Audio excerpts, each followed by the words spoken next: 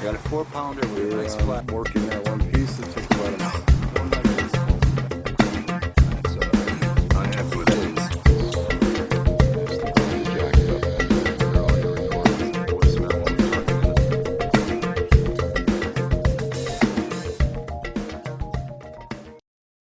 I'm going to come to you with a quick review on a plasma torch that I bought, I don't know, a year and a half ago. I got a shipping crate that my Harbor Freight bandsaw came in.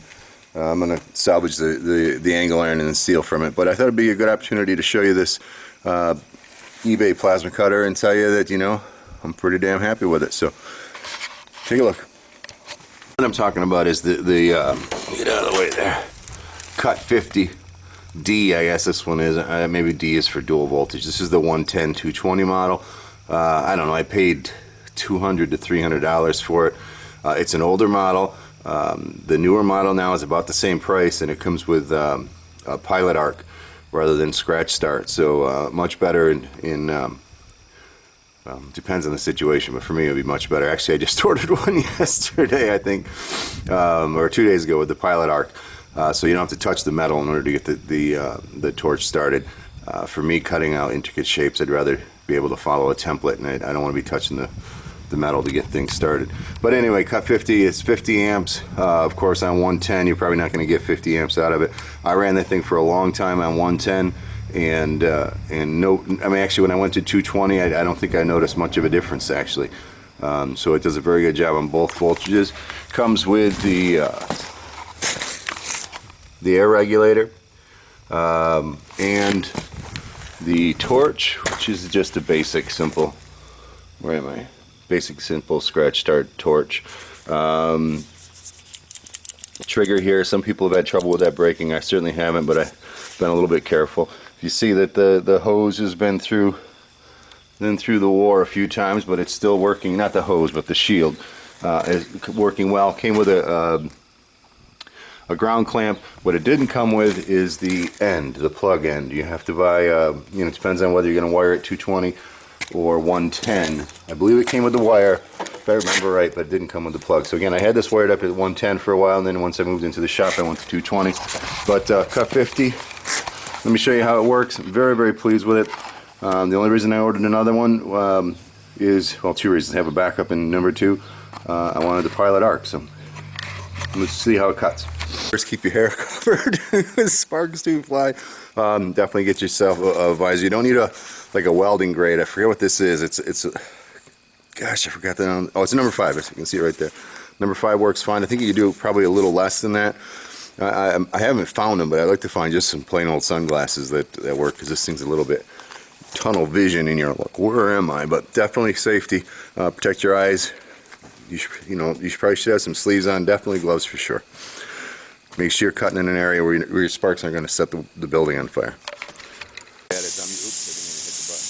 I'm using a torch that's pretty, it's been used quite a bit, so it's not that, this is going to be a really, you know, like after an hour or two of use, especially with somebody that might not know exactly what they're doing. So this head isn't the cleanest head, but it's clean enough. I don't want to replace it yet. So just give you an idea, this is not a best case scenario. This is not a worst case either, but it's average case, yeah.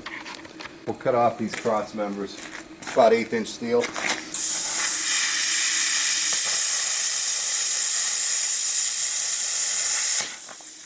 No problem at all.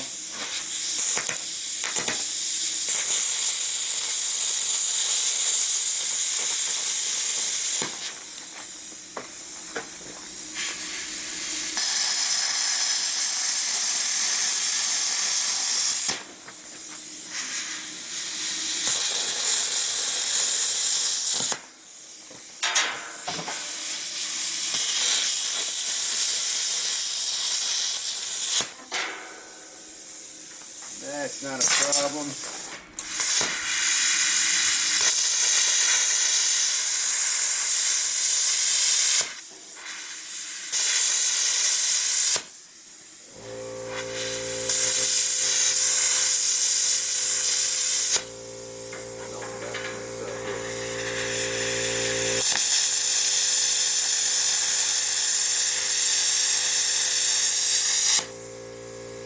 Alright, we'll take this, it's like 1/8 inch angle.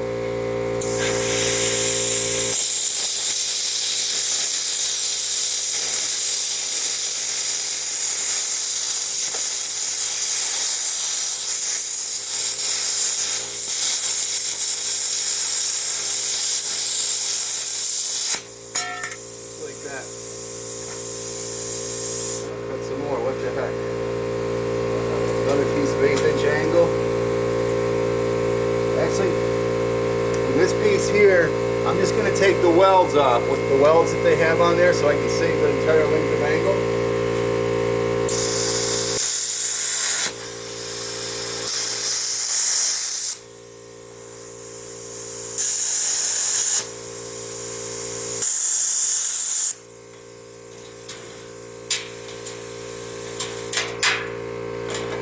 But you do have the ability to kind of scrape steel off of it if you need to. It works really well that way.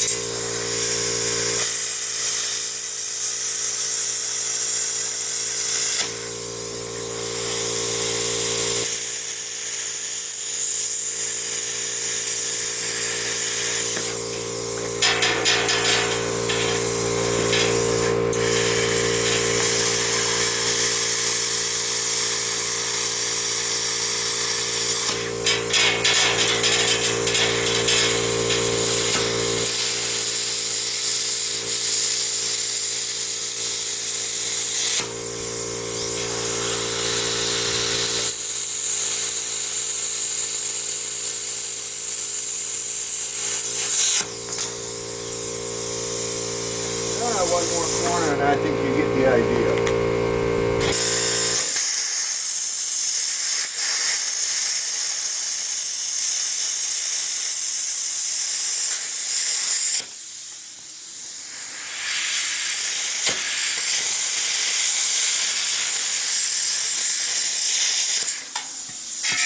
Just like that.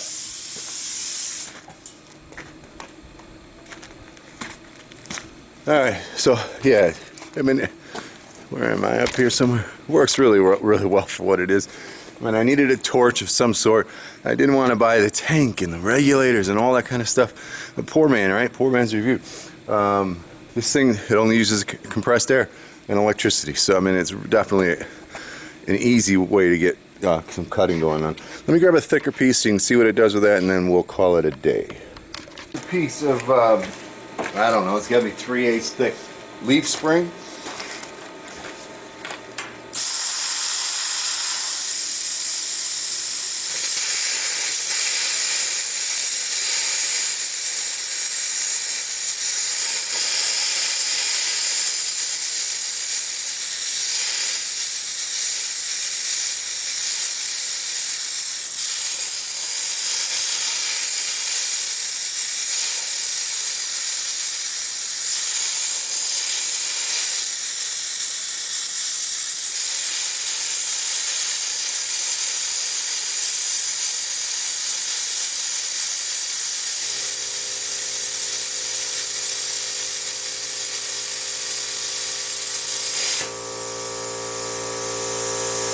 That's about the upper limit of what they say, I think, is 3/8. You notice, I'm zooming in, let me zoom out here, yeah. When I was cutting on that center piece of angle, I let the cup get hit by, where the heck am I? I can't see in the sun. There I am. I let the cup get hit by the piece of angle and it fell. It chipped that off, which makes my air flow and everything a little bit off.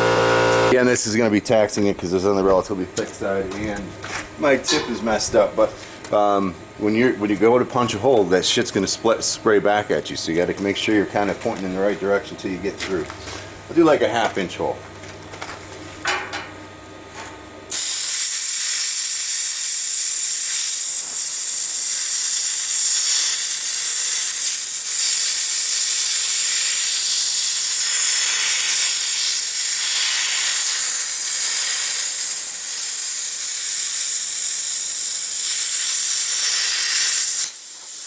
My fingers.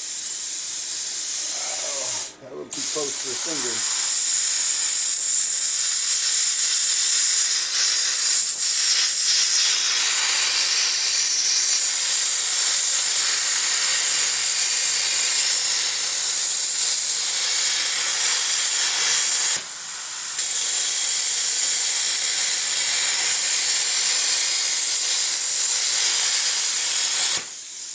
That is a heavy duty hole to punch through something so thick. Just come up and clean up the other side here. Still in the view.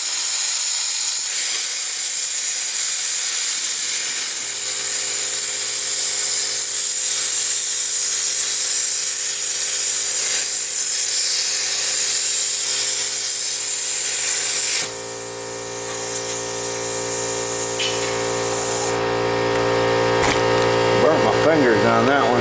Had my gloves too close and I don't actually have welding gloves on.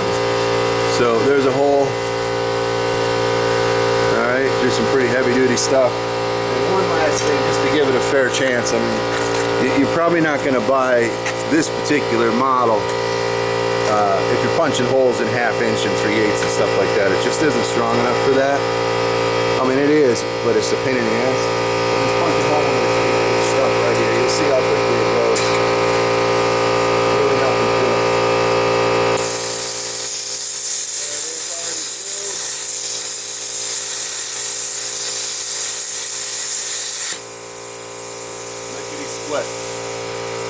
Alright, so there you have your piece of crap eBay CUT50. Wait, I'm focused on the welder. That's the next video. There you go. CUT50D is what it's called. The newer model, I mean, again, that's a scratch start, so I had to have contact with the steel in order to get that pilot to start. The newer models, like I said, the one I just ordered is a pilot arc. Basically the same system as far I'm hoping.